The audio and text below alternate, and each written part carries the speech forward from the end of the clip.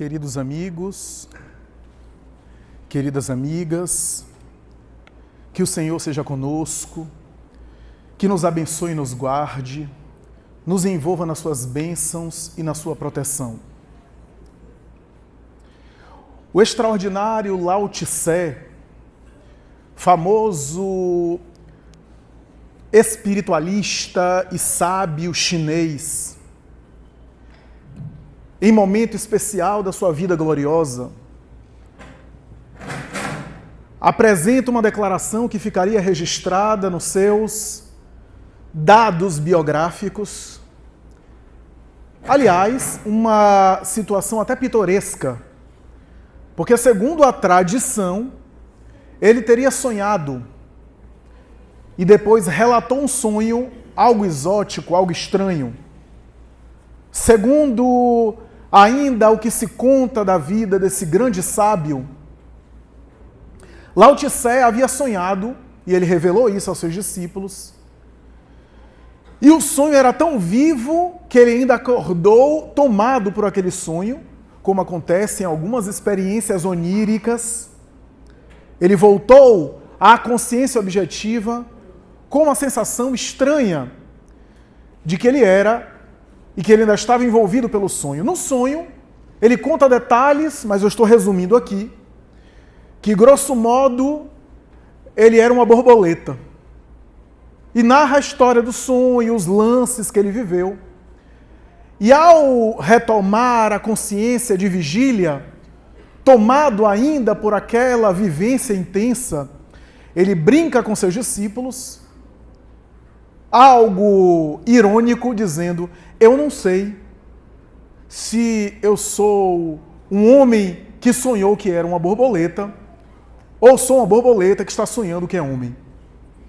E a partir daí, ele começa a lecionar alguns ensinamentos a respeito dos sonhos, portal através do qual o indivíduo poderia, de alguma forma, identificar algumas das suas virtudes ou vícios, oráculo por meio do qual o indivíduo acessa aspectos psíquicos que não são conscientes e ensina sobre autoconhecimento.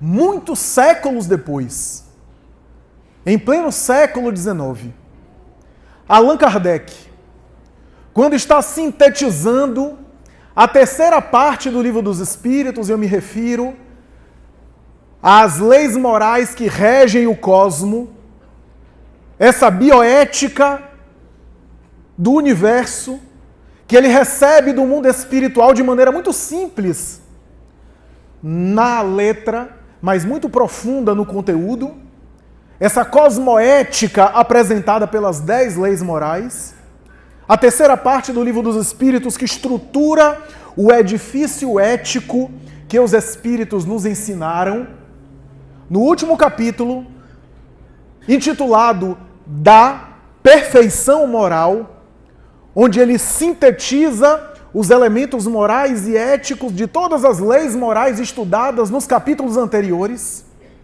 interrogando aos espíritos bons, aos espíritos nobres, em um verdadeiro estudo da personalidade humana. Quando eu pego o capítulo Perfeição Moral, a gente tem ali um estudo interessantíssimo sobre a psicologia humana.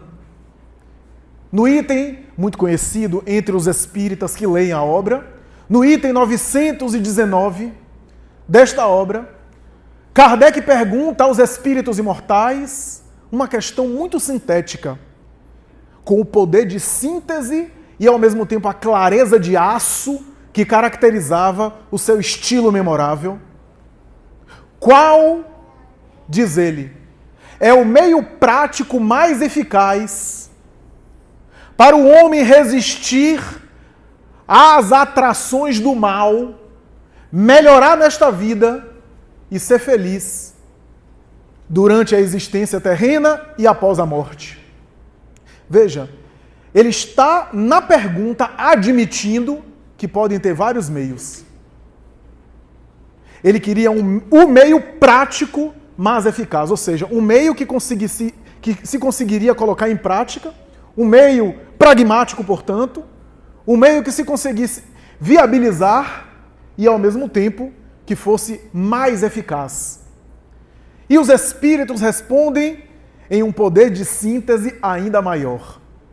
Um sábio da antiguidade já avô disse: conhece-te a ti mesmo. Os espíritos se referem ali a Sócrates. Embora a frase conhece-te a ti mesmo, segundo a tradição filosófica, não seja de Sócrates, muita gente acredita que seja, mas tudo indica, segundo os melhores estudiosos, que a frase não foi de autoria original de Sócrates.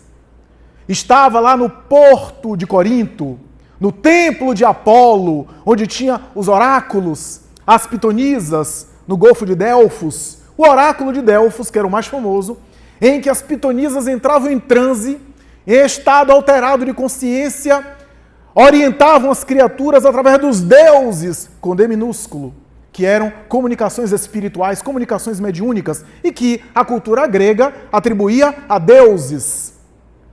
Naquele oráculo, havia a frase em grego gnotisei auton, conhece-te a ti mesmo. O pai da filosofia ocidental, cuja vida a gente só conhece por Platão e por outros discípulos, mas sobretudo por Platão, porque ele não deixou nada escrito. Interessante isso, né? O pai da filosofia não deixou nada escrito. Passou por aquele oráculo, peregrinou por aquela região e viu aquela frase e incorporou-a à sua filosofia e aos seus ensinamentos. Conhece-te a ti mesmo. Sócrates ensinava a miúde, através da sua maiêutica, parto das ideias, através dos seus ensinamentos socráticos e os seus diálogos, que o sujeito só consegue penetrar na realidade exterior a partir daquilo que ele já se aprofundou e conheceu em si mesmo. Aquilo que o indivíduo não identifica em si mesmo, ele não consegue identificar fora. Porque o sujeito examina o universo a partir das suas referências. E aquilo que é ignorado em si, ele também desconhece e ignora fora. Parêntese. Quando eu vi esses ensinamentos de Sócrates, eu li pela primeira vez, eu entendi porque a gente sempre vê o mal. Porque a gente sempre olha o lado negativo das coisas. Eu vejo pessoas até se gabando, dizendo assim: eu sou fantástico, eu bato o olho em alguém e sei que a pessoa não presta. Coitadinho ou coitadinha. Projeta aquilo que lhe é conhecido nos outros. É muito fácil identificar aquilo que lhe é referência. E o bem, a virtude, passa despercebido porque a pessoa não conhece em si. Eu nunca vi alguém dizendo assim: eu bato o olho em alguém e vejo um apóstolo da caridade. Vejo um missionário do bem. Só vê o que não presta. Por que será? Então, o ensinamento de Sócrates falava isso. Conhece-te a ti mesmo. Os espíritos, portanto, quando respondem a Allan Kardec, respondem numa síntese. Só que Allan Kardec queria o meio prático mais eficaz. E ele volta no item 919, letra A, e pergunta: sabemos que o autoconhecimento é a chave por meio da qual o indivíduo progride individualmente. A expressão evolução não havia ainda divulgada. A expressão evolução a gente vai adaptar e a gente vai usar mais tarde, graças à popularização das ideias de Darwin. Mas lembremos, a primeira edição do Livro dos Espíritos foi publicada em 1857. A obra de Darwin apareceria 2 anos depois. E para ser conhecida ao longo do mundo vai demorar muito mais tempo. Por isso que na obra espírita a gente não vê, na obra kardeciana, aliás, a gente não vê a palavra evolução, a gente vê a palavra progresso, a gente vê a palavra desenvolvimento. Evolução a gente vai ver mais tarde André Luiz, o espírito Emmanuel, o espírito Joana de Ângeles utilizar, porque aí já era um vocabulário mais atual. O progresso individual, por meio do qual o indivíduo consegue avançar, diz Allan Kardec. Mas o difícil, ele continua dizendo aos espíritos, o difícil é justamente isso, como se conhecer. E aí, o espírito Santo Agostinho é selecionado pela equipe espiritual que coordenava aquele trabalho para ditar uma página memorável. Agostinho, então, merece considerar que Agostinho de Hipona, personalidade da África do século IV da nossa era, no início da Idade Média, Foi uma personalidade bastante especial, uma inteligência privilegiada, conseguiu o doutorado das disciplinas da época, lógica, retórica, oratória, se tornou um grande doutor e filósofo e um grande inimigo e crítico do cristianismo. Esse homem, que mais tarde maltratava sua mãe Mônica, associando ao seu pai, que tinha um temperamento perverso, e crucificou a esposa nas traves do martírio, num casamento bastante atormentado, mas que ela, que era cristã, acreditava na sua forma de fé, que aquelas lutas domésticas Jesus havia lhe dado para que ela pudesse demonstrar o seu amor, a sua compaixão e a sua caridade. Mônica, que mais tarde, na idade avançada, recebeu também a permanência na sua casa, morando com ela, sua sogra, mulher também perversa, que a espezinhava e cuidou tanto da sogra quanto do marido até o leito de morte. Viu em Agostinho, dos 3 filhos que ela teve, o filho mais perverso, mais cruel, mais debochado, que ele causava maus tratos recorrentes, agressões verbais, ironias, e ela, como uma mãe com grande habilidade psicológica, com grande sabedoria, dedicava-se de forma especial ao filho transtornado. Porque o filho que está bom, o filho que está indo bem, nem necessita de tantos cuidados assim. É o filho perverso e perdido que precisa da nossa atenção maior, que precisa dos nossos cuidados. E ela ora por Agostinho durante 27 anos. Eu vejo pessoas me falando assim, Flávio, eu estou há 2 semanas orando, meu problema ainda não resolveu. 27 anos orando por esse filho rebelde. 27 anos envolvendo ele em vibrações positivas. Até que um dia, ele volta de casa depois de um debate público com um cristão conhecido que estava viajando por Hipona, cristão chamado Ambrósio, que dialoga com ele, e ele que conhecia os textos bíblicos, dialoga em cima de algumas passagens do Evangelho de Lucas e foi vencido nos argumentos. E a partir daí, ele percebeu que não conhecia o Evangelho, se volta para o Evangelho, chega em casa e diz, minha mãe, você venceu.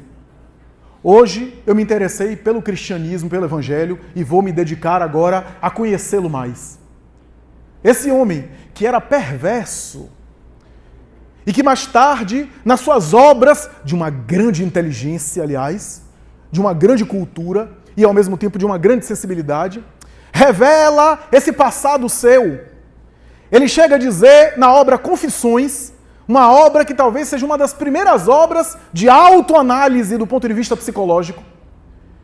Ele, nessa obra Confissões, ele fala sobre os seus comportamentos mesquinhos, que ele gostava de perturbar as pessoas, que ele gostava de prejudicar os outros, de lesar terceiros, comportamento promíscuo na área do sexo, comportamento bastante excessivo, a ponto de ser pai aos 14 anos. E ali, portanto, ele começa a fazer a sua reforma, a sua mudança de postura e de comportamento. E na obra Confissões, ele retrata isso de uma maneira especial. Mônica, quando vê o filho se inclinando para o bem, sorri e diz que a vida dela, aqui na Terra, acabou. E alguns poucos meses depois, realmente, ela volta ao mundo espiritual. Santo Agostinho é selecionado, não por acaso, pela equipe espiritual que assessorava Allan Kardec para responder a questão 919, letra A, do Livro dos Espíritos. O que é que ele responde nessa questão? Ele diz mais ou menos assim, eu estou resumindo, claro que a página é muito melhor do que aquilo que eu vou falar. Ele diz mais ou menos assim, fazei o que eu fazia quando eu estava na Terra. Ao final de cada dia, eu fazia um exame de consciência e revisava as atitudes minhas. Aquelas positivas, eu as analisava para poder aprimorá-las mais, para poder desenvolvê-las ou para poder repeti-las e expandi-las. Aquelas negativas, eu reconhecia, me conscientizava para no dia seguinte procurar corrigir-me daquelas atitudes. Isso me proporcionou avançar muito nesta encarnação. Posso afirmar que o autoconhecimento é a chave para o progresso individual. Essa proposta de Santo Agostinho é uma proposta de psicologia profunda. É uma proposta de introspecção profunda. Em pleno 1857, século XIX, quando a psicologia ainda estava engateando os primeiros passos.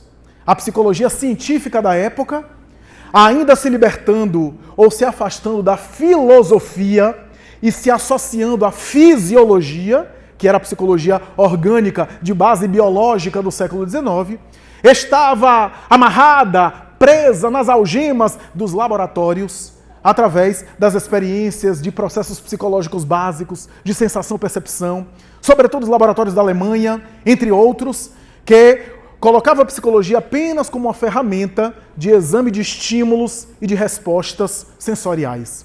A verdade é que demoraria ainda um bom tempo para que essas teses de Santo Agostinho e do Livro dos Espíritos serem examinadas pela chamada psicologia clínica, pelas abordagens da psicologia do final do século XIX e começo do século XX, quando teóricos começam a valorizar o poder da introspecção, o potencial do indivíduo refletir sobre si mesmo para modificar o seu funcionamento, para mudar a sua forma de funcionar, os seus padrões comportamentais e assim ser mais saudável, ser mais autônomo psicologicamente e assim por diante.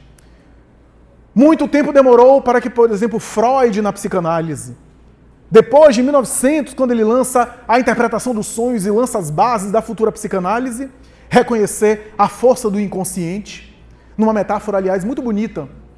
Freud dizia que numa maçã, a casca seria a nossa consciência de nós mesmos e a polpa seria o inconsciente. Mais tarde, Carl Gustav Jung diria algo semelhante quando falou que o Oceano Pacífico inteiro seria o inconsciente profundo e uma casca de nós atirada sobre ele seria a consciência. Tal a predominância de conteúdos desconhecidos de nós, de realidades ignoradas que nós não sabemos, que nós não nos conhecemos, e é por isso que a gente reage mal em situações, às vezes, urgentes. Quanta gente me diz, eu não sei como é que eu reagiria nessa situação. Eu possivelmente reagiria dessa forma. E quando acontece, reage totalmente diferente daquilo que imaginava. Porque não conhecia as próprias reações, não fez uma análise profunda dos seus impulsos, das suas tendências, daquilo que predomina em seu comportamento, para poder, inclusive, trabalhá-las, para poder, refletindo sobre elas perderem a força. Tudo aquilo que eu não tenho consciência tem uma força maior sobre mim. Se eu, por exemplo, estou ansioso aqui e finjo que não estou ansioso, a ansiedade tende a me derrubar. É uma sujeira debaixo de um tapete. Mas se eu estou ansioso, estou usando o exemplo da ansiedade, que é um exemplo muito comum, mas a gente pode usar qualquer outro exemplo. Se eu estou ansioso e eu reconheço que estou ansioso, a consciência de um sentimento que eu estou tendo naquele momento torna ele mais fraco e influencia menos em minha vida. Não é o trabalho todo, mas é um começo. Tomar consciência disso. É lógico que só isso não é suficiente. Mas a verdade é que todos esses teóricos, de Freud a Erich Fromm, de Melanie Klein a Anna Freud, de Otto Rank a Alfredo Adler, e de tantos outros teóricos como Ferenczi, até Carl Gustav Jung, até Lacan, entre outros, reconhece o valor da introspecção, da reflexão pessoal, em que pese a diferença de cada um.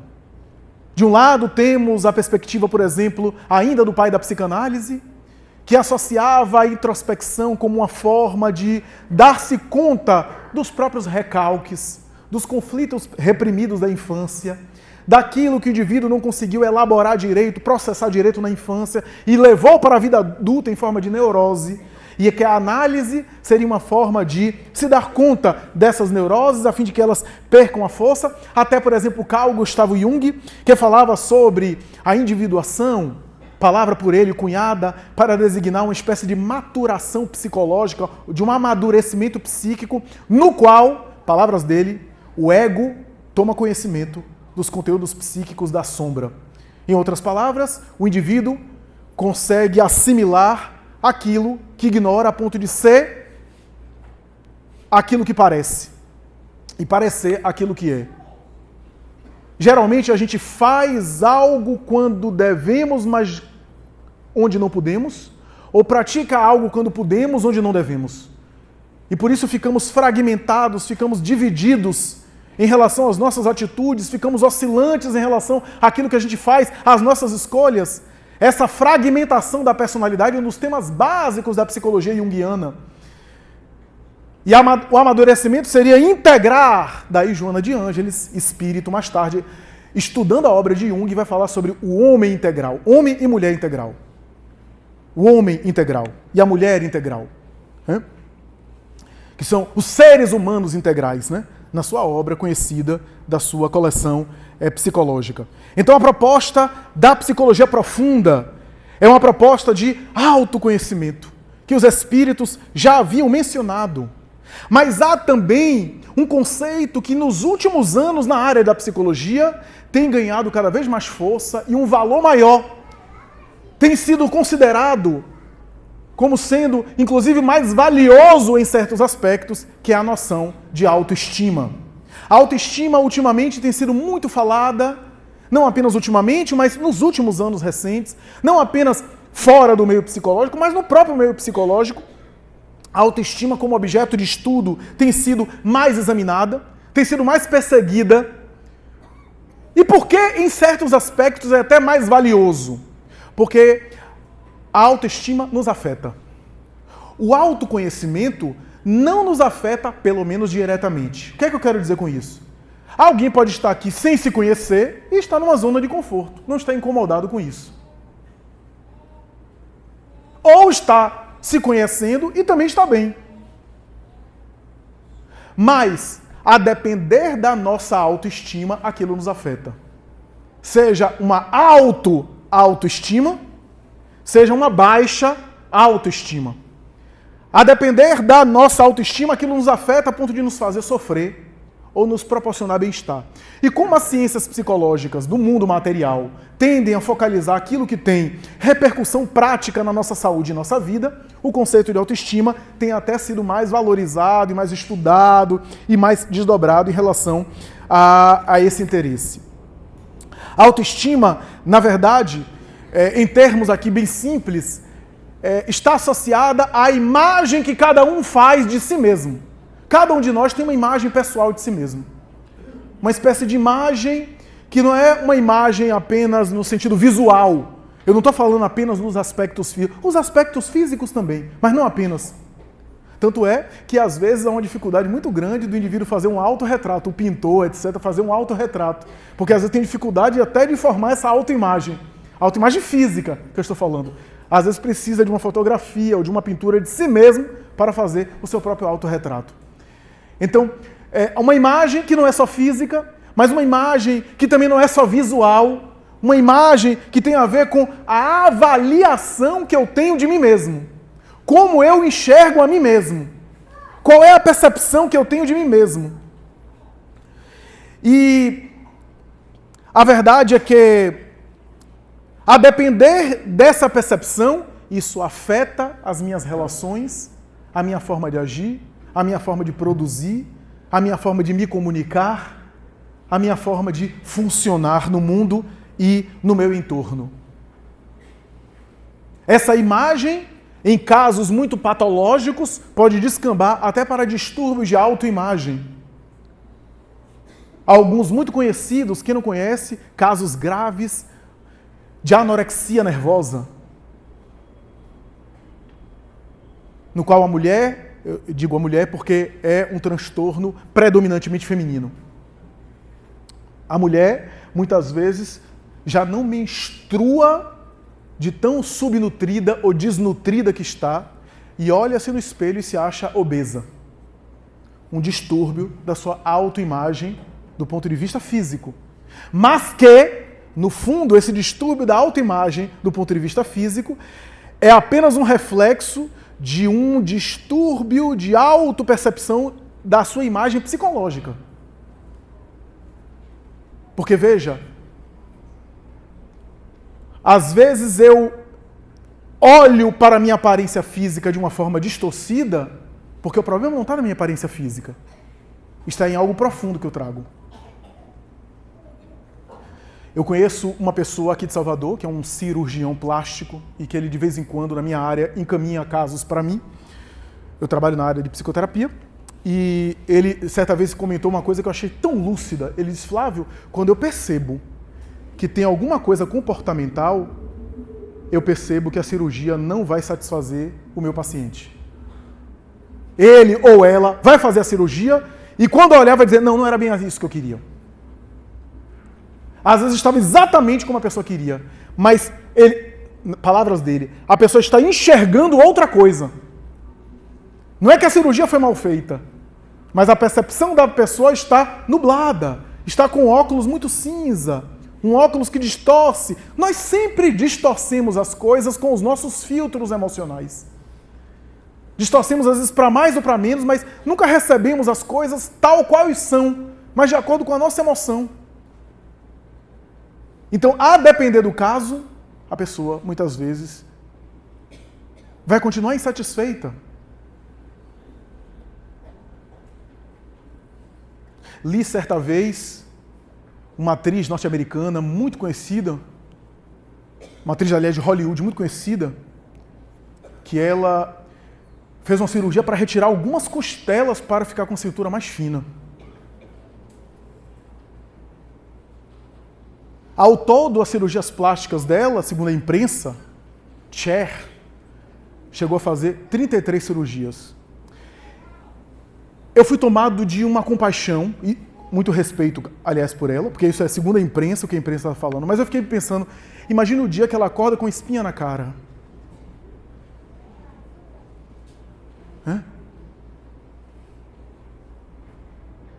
Como é que fica? Qual é o drama dessa pessoa? Como ela fica incomodada com aquilo? Demasiadamente incomodada. Então, a autoestima é algo mais interior. A noção que eu tenho de mim mesmo, que às vezes se revela em uma avaliação dos nossos aspectos físicos. A psicologia tem estudado muito a autoestima. Tem investigado muito essa temática. A verdade é que a gente sabe, em termos psicológicos, é que, em via de regra, geralmente falando, a gente encontra uma autoestima sendo bem consolidada no desenvolvimento infantil e infanto-juvenil. Porque quase sempre a percepção que a gente tem da gente mesmo em nosso desenvolvimento tem a ver com a percepção que os outros entregam para nós na formação da nossa identidade. Eu começo a ter uma imagem de mim mesmo e construo uma percepção e uma noção de mim mesmo a partir da noção que os outros dão a mim mesmo no meu desenvolvimento enquanto criança. O que significa dizer que o amor que eu internalizo é o amor que eu aprendo a me dar e, ao mesmo tempo, a dar aos outros. O amor que eu consigo, inclusive, vivenciar com o meu próximo é aquele amor que eu aprendi recebendo ele, sendo objeto do amor de figuras adultas, parentais, pai, mãe, adultos, etc., que, de alguma forma, espalharam esse amor, dividiram esse amor comigo. A criança internaliza, e essa noção de identidade é essencial, que ela vai formando a identidade própria para a sua vida social. E a vida social ajuda. Por quê? Porque o outro também me constitui.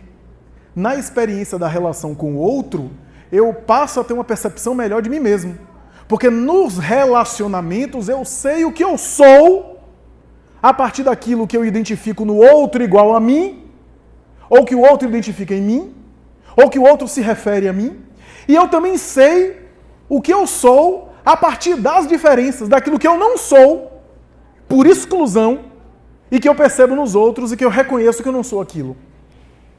O eu se constitui a partir do outro, e o outro também se constitui a partir do eu, em termos de vida social.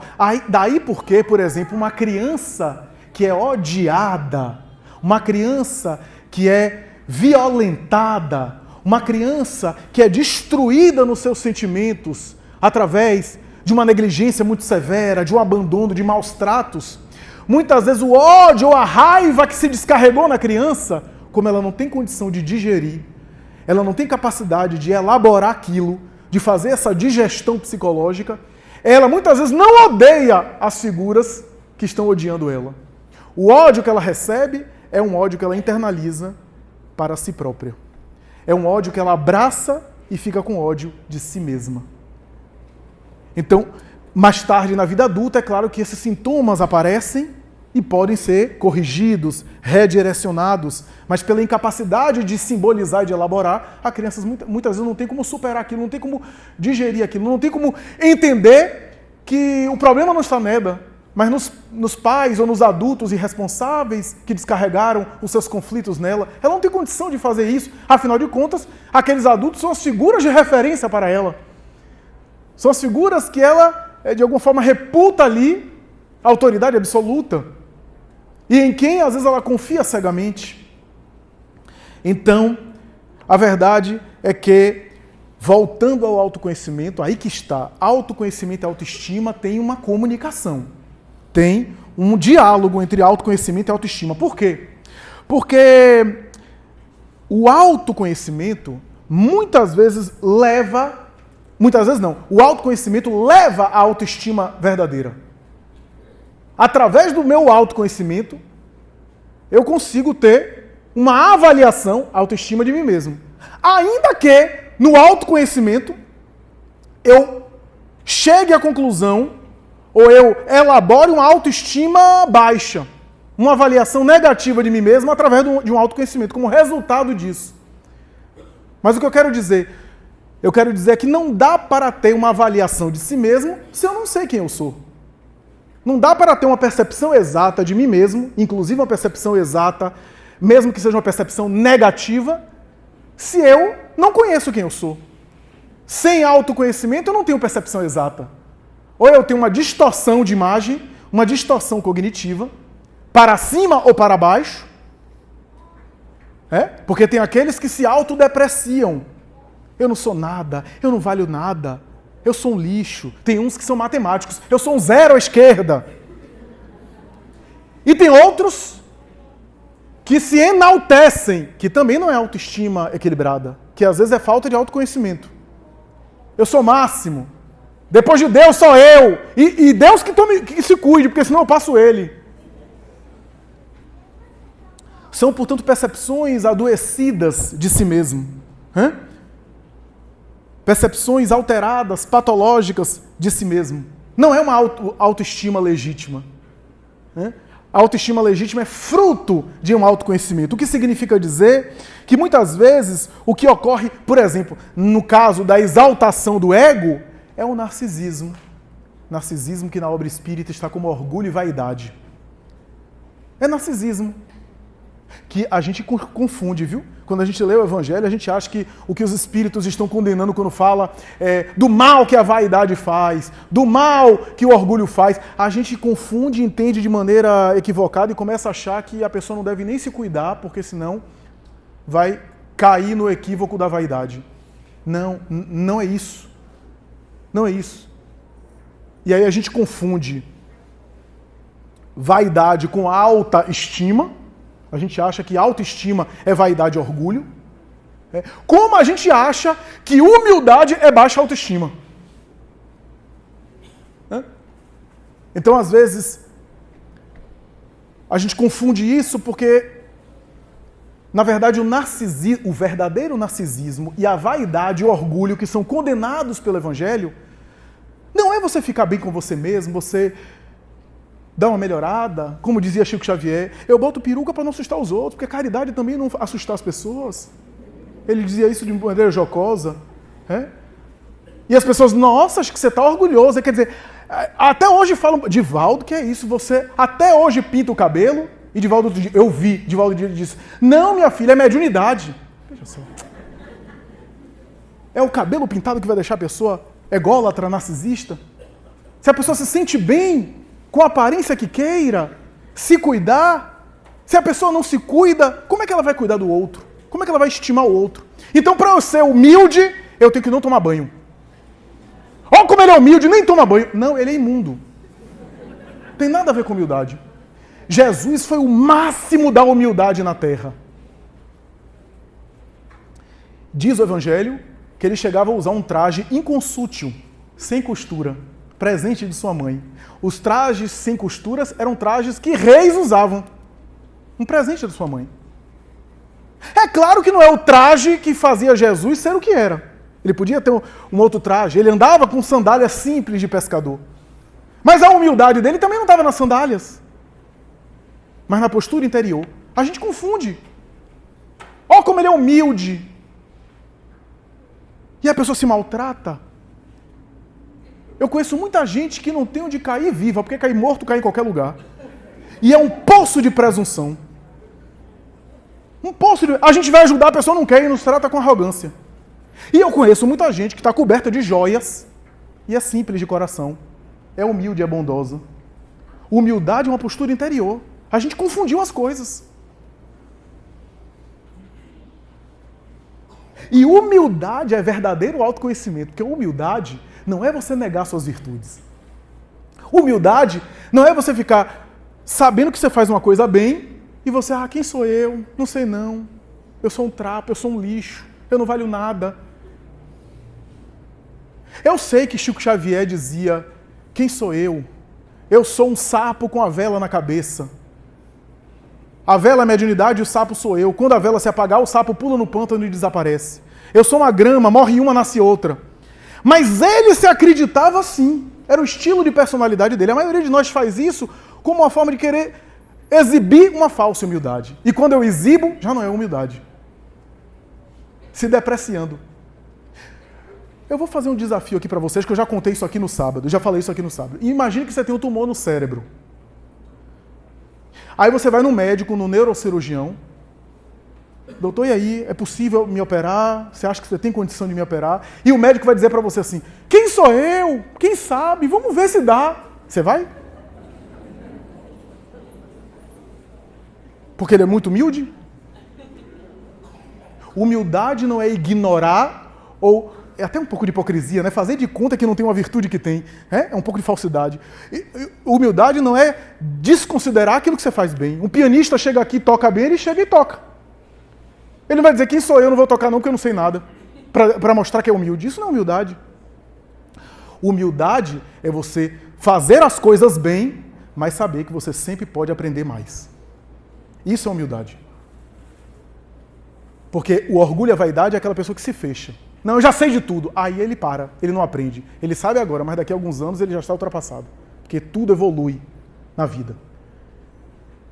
Então, a gente confunde. A pessoa narcisista, o verdadeiro narcisismo na psicologia e também o orgulho no espiritismo, não é você se achar o máximo.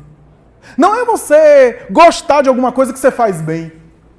O narcisismo ou orgulho é você querer ser o máximo no olhar dos outros. Esse é o problema. É quando você está voltado para o aplauso alheio, para ser considerado o melhor na visão dos outros. Você quer capturar o conceito positivo na cabeça dos outros em relação a si mesmo. Normalmente o narcisista tem baixa autoestima. Porque se eu tenho uma autoestima, uma estima equilibrada, eu não preciso ficar aí procurando que alguém me elogie e me coloque para cima. Eu tenho o meu conceito. Geralmente, quando eu quero muita plateia, eu quero validação externa, é para compensar um sentimento de baixa autoestima, através dessa projeção psicológica. Então veja que interessante. Então, o orgulhoso, o vaidoso, no sentido do evangelho, é alguém que tem baixa autoestima, não é quem tem alta. Mas há algumas interrogações psicológicas que a psicologia não consegue ainda responder. Por exemplo, por que algumas pessoas desde criança, mesmo passando por situações traumáticas, conservam uma autoestima equilibrada? Porque geralmente falando, a educação, o amor que se recebe, afeta. Mas por que algumas pessoas parecem ter já uma autoestima fortalecida, uma verdadeira autoestima e até um autoconhecimento aprofundado? E por que outras pessoas que nascem em uma situações até vantajosas, recebem amor, e são frágeis. Se sensibilizam com facilidade. Se sentem inferiores de maneira endógena, sem necessariamente ninguém diminuir elas, mas elas já se sentem diminuídas com uma espécie de predisposição orgânica. Por quê? O espiritismo é quem explica. A psicologia científica apela para alguma coisa, alguns autores falam que talvez tenha alguma coisa de genética, mas ninguém conseguiu ainda provar o fator genético que influencia, porque características psicológicas ainda não está claro a influência da genética. É o espiritismo quem vai dizer que através das reencarnações, aquele resiliente, aquele que desde criança tem uma autoestima equilibrada, que não se afeta muito com o olhar do outro, é um espírito jamais amadurecido, que ao longo de muitas encarnações fortaleceu a sua estrutura psicológica. É uma estrutura psicológica mais fortalecida ao longo de reencarnações. E aquele outro é um espírito muitas vezes endividado, que em função da culpa que carrega no seu inconsciente, afirma Joana de Ângeles, graças aos atos equivocados do passado, reencarnamos com essa culpa no inconsciente. E essa culpa se manifesta de uma forma, não na memória da encarnação passada, que a maioria de nós não tem acesso às memórias passadas, com algumas exceções. Não através da memória do passado, mas em forma de baixa autoestima. A depender da intensidade do débito, isso é, das atitudes equivocadas, depressão, humor deprimido grave, transtorno de ansiedade e assim por diante, mas que tem como base essa percepção de si mesmo, essa percepção negativa de si mesmo. Essa é a explicação espírita, que vai dizer que nós somos fruto dos nossos atos, que somos construtores da nossa própria história de vida, que aquilo que a gente sente como uma tendência forte, seja para a baixa autoestima, para a autoestima, tem a ver com aquilo que a gente fez de nós mesmos através das relações, dos relacionamentos que a gente estabeleceu com os outros. O que significa dizer que o espírito acaba tendo uma imagem de si mesmo ao desencarnar e graças a essa imagem, positiva ou negativa, aquilo influencia em uma próxima reencarnação, que faz a nossa estrutura psicológica, mas que pode ser modificada. Através do quê? Do bem que eu possa fazer. Do amor que eu consiga irradiar para mim e para o meu próximo. A reforma moral, para mim, o conceito de transformação moral, está lá no capítulo 17 do Evangelho segundo o Espiritismo. Reconhece-se o verdadeiro espírita pela sua transformação moral, pelo esforço que faz para ser hoje melhor do que ontem e amanhã melhor do que hoje. Essa definição de reforma moral, para mim, é uma definição de terapia psicológica para a autoestima. Por quê? A autoestima não é uma percepção negativa de mim mesmo? E se eu, através do comportamento, começo a ser uma outra pessoa no comportamento, em algum momento eu vou ter um olhar mais positivo de mim mesmo. Se você errou, se você cometeu até um crime nessa encarnação, prejudicou alguém gravemente, caluniou alguém, difamou alguém, abortou na juventude, muitas mulheres conversam comigo e sentem-se culpadas, faça todo bem. Quem odeia, acaba odiando a si mesmo. Mas quem ama, irradia um amor, um perfume que fica primeiro perfumado. Espalha bênçãos e acende uma luz que se ilumina primeiro. Ah, Flávio, mas eu tenho tentado fazer e minha autoestima não melhorou. Calma, não é assim não. Você vai fazer dieta hoje, vai diminuir as calorias. Amanhã você já está fitness? Demorou tanto tempo para engordar? Deu trabalho para engordar também? Ou você vai dizer, como alguns dizem, não, eu não sei o que é. Eu só como todo dia uma rúcula e engordei. Quando eu vejo esse povo falando assim, eu fico pensando, essa rúcula tem sabor de bacon. Deu trabalho para engordar. Demorou. Não foi uma refeição só com superávit calórico. Da mesma forma, dá trabalho para emagrecer. Se é não estudar, também você senta, estuda, lê. Não vai adquirir conhecimento de uma hora para outra. Quer fazer musculação? Não vai também se tornar musculoso de um dia para a noite. Da mesma forma, a construção de autoestima é gradual.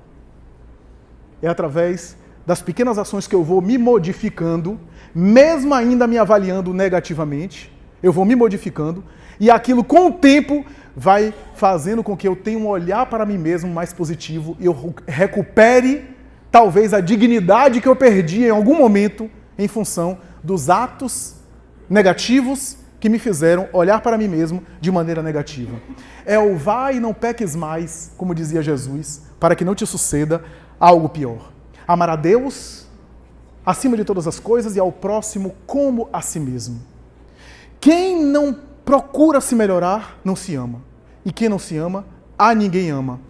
Projeta desejo, projeta paixões, projeta frustração psicológica, projeta mecanismo de fuga, de defesa, e estabelece relações conflitivas. Como eu não sou aquilo que eu gostaria de ser, eu exijo que o outro seja aquilo que nem eu consigo ser. E aí tem os relacionamentos conturbados. Eu só vou conseguir amar verdadeiramente o outro se eu procurar me amar. E quem se ama, procura se melhorar. Quem se ama, olha para si mesmo para se aperfeiçoar, não de maneira neurótica, o tempo todo se condenando pelo erro que fez. Santo Agostinho, na sua resposta, não dizia que avaliou os erros e ficou atormentado. Nem deprimiu nos erros, nem se envaideceu nas vitórias. Examinava para no dia seguinte corrigir o erro e melhorar os acertos. Sem neurose, sem querer ser Bezerra de Menezes em 24 horas, sem querer alcançar a santidade de um golpe, porque nenhum espírito que é santificado conseguiu isso. Quando você olha um espírito santificado, ali foi uma luta imensa de muitas encarnações para ele ter chegado lá, feito de lutas e de erros, de quedas, até construir essa autoestima equilibrada. Para concluir, sempre lembro da obra Paulo Estevão, quando narra a saga de Saulo de Tarso, perseguidor dos cristãos, a sua sanha furiosa. Em toda análise psicológica que a gente faz do texto, a gente vê Emmanuel dizendo de alguém que na fúria que despedaçava em relação aos cristãos, era atormentado consigo mesmo. Era bastante perturbado, orgulhoso, inquieto, alguém difícil de conviver e alguém perdido em si mesmo. Quando ele começa a direcionar-se, se dá conta do equívoco que havia cometido, diz Emmanuel, caindo em si, mudando de conduta. Foram anos e anos administrando o homem velho, superando aquele homem orgulhoso que de vez em quando vinha. O lado apaixonado, orgulhoso que ele tinha, vinha. Mas o esforço dele foi tão grande, que diz Emmanuel que em determinado momento ele está em Jerusalém, pregando em uma sinagoga, quando os fariseus chegam, dão ordem de prisão, fecham as portas, e Emmanuel diz de maneira linda, as mulheres começavam a soluçar baixinho. O juiz, doutor da lei presente, decreta a pena máxima que era possível alguém receber em um dia, 33 açoites. Diz Emmanuel de uma forma bem detalhada que o dorso nu de Saulo, já Paulo de Tarso, foi aberto. Ele ficou ajoelhado. Algumas pessoas tentaram de alguma forma uma revolta ali, até entrar para a violência, mas ele próprio acalmou todo mundo. Abaixou a cabeça. E quando os látegos e as dilapidações começaram, através do açoite, que não é uma brincadeirinha, na extremidade do açoite da época, normalmente um osso de animal que dilacerava e rasgava as carnes, diz Emmanuel, que ele fechou os olhos e começou a receber as açoitadas. Mas depois das primeiras dilacerações que lhe doeram, ele experimentou um êxtase. Um êxtase e não sentia mais nada. Sua vida passou em uma revisão. Toda a sua fúria, as suas posturas insensatas, que resultou na morte de tantas pessoas e no apedrejamento de Estevão. E ali agora, ele via as cenas, mas também os anos de luta, de perseguição e de mudança interior. E Emmanuel diz uma frase bonita, ele diz assim, havia alcançado o bem-estar que Deus reserva para todas as criaturas, no mundo íntimo. em uma linguagem mais espírita, se você quiser, resgatou os débitos, resgatou os equívocos. Não experimentou nada. E a Emmanuel diz, ele só pensava que ia morrer e se preparava para tal. E depois de tombar desmaiado, das pessoas se dispersarem, no dia seguinte, ele desperta, animado, disposto, embora as costas totalmente dilaceradas, recompôs as vestes, que estava quase que nu, e continuou a sua batalha. Esse êxtase marcou tanto a sua vida que ele vai escrever em uma das suas cartas a esse respeito. Havia conquistado o bem-estar que Deus reserva a todas as criaturas. Muito obrigado, muita paz.